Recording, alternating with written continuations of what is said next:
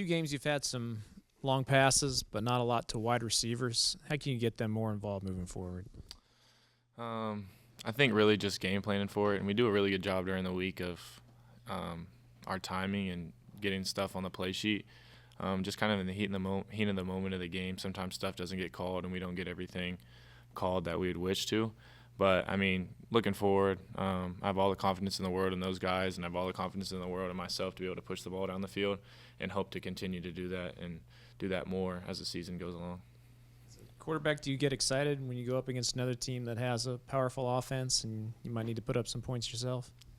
I mean, I just kind of look at it as every other week, and I mean, I don't really focus on what their offense is going to do. I kind of look more at what their defense is going to do against us and kind of how they might scheme us and game plan for us, and just going to be confident in what the coaches get on the call sheet for us this week and just go out and execute it.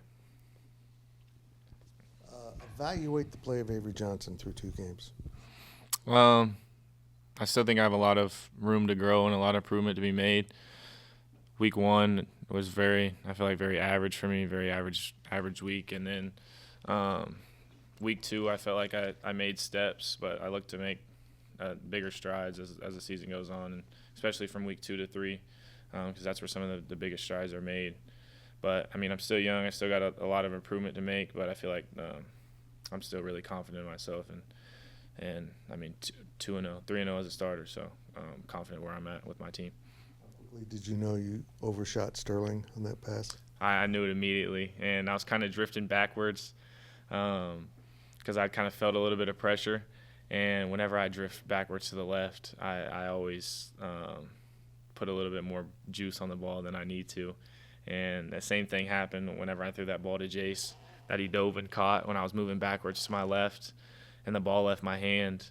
I was like, gosh, I threw that a little bit too far, but that one had a little bit more air under it, so he could adjust to it. But that's definitely one of about 2 or 3 throws I wish I could have back Saturday. On Saturday, you looked, I don't want to say timid's not quite the right word, but you looked a little less comfortable running the ball than you had been in the past. Was there any truth to that? I mean, I'm sorry if it looked that way.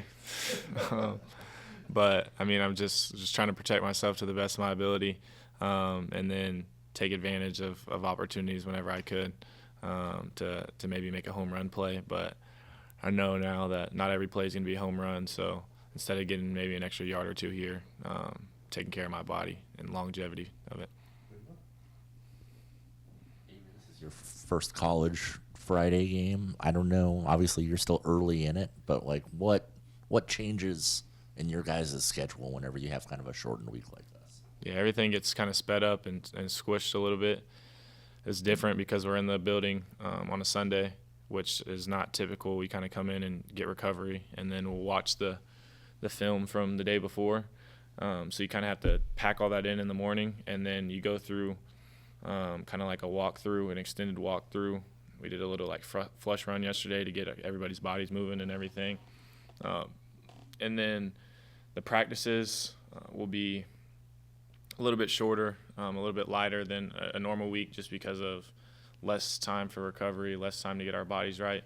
And, I mean, we played a full 4-quarter game on Saturday, so the coaches are just trying to take care of us. But, I mean, we'll just have to be more mentally locked in at practice this week and take a lot more mental reps because the practices will be cut 10, 15 minutes shorter. And then obviously you're still early. I'm sure there's still a lot to find out, but just what are your early impressions of Arizona's defense? Really talented team. They're really good at what they do defensively, and they've been able to show that in the past.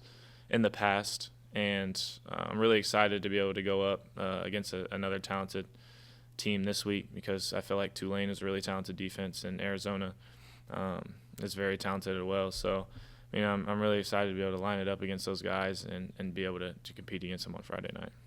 Avery, Arizona's defensive line has created a lot of pressure through the first 2 weeks. Is there anything unique they're doing along the defensive line, or is that just the talent that they have winning early on? I mean, like I said, it's just a talented bunch, and they have a lot of experienced guys and talented guys in that front four.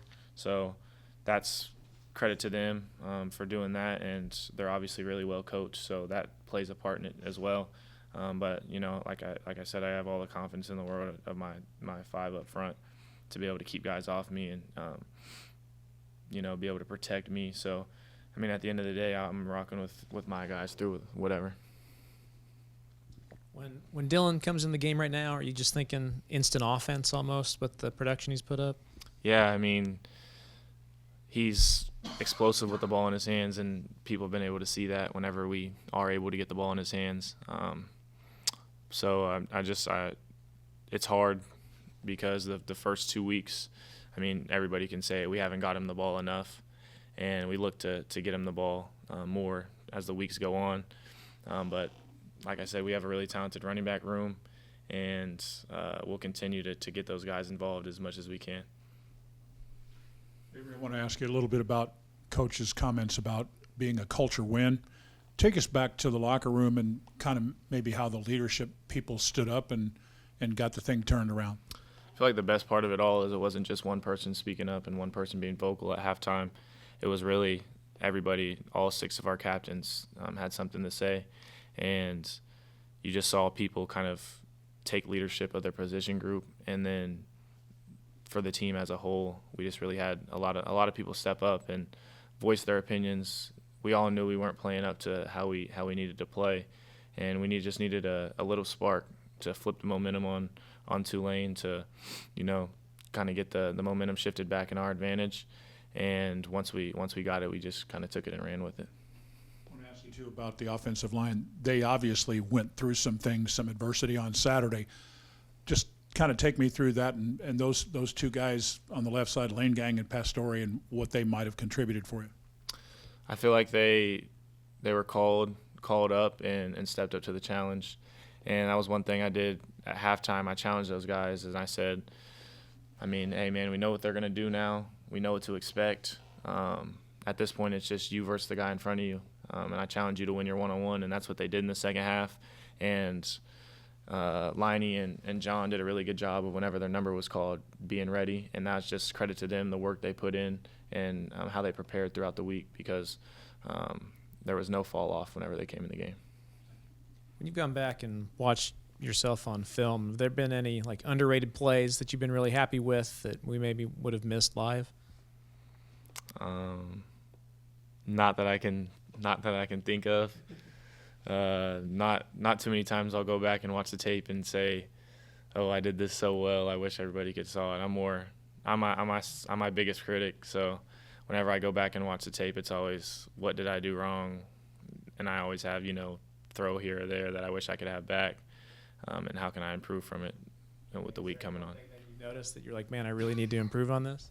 Yeah, just we've kind of been nailing it, and it's just run game, footwork, and carrying out my fakes to maybe hold a guy here or there, and then my RPO footwork, because whenever I pull to pass on RPO games, it's really good, but whenever I give the ball, I kind of just sit there and watch everything that's going on in front of me, and you never know. I could hold a guy for half a second, and it could just give DJ enough time or Dylan enough time to make a play. So it's the little things that I really just need to clean up right now, and then whenever I do get a chance to make that home run play, just not missing on it.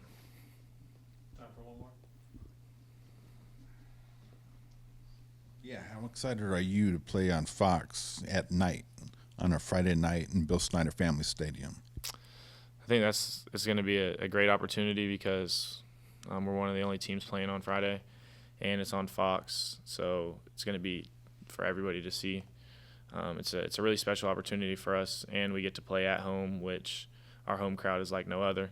So it's going to be a lot of fun.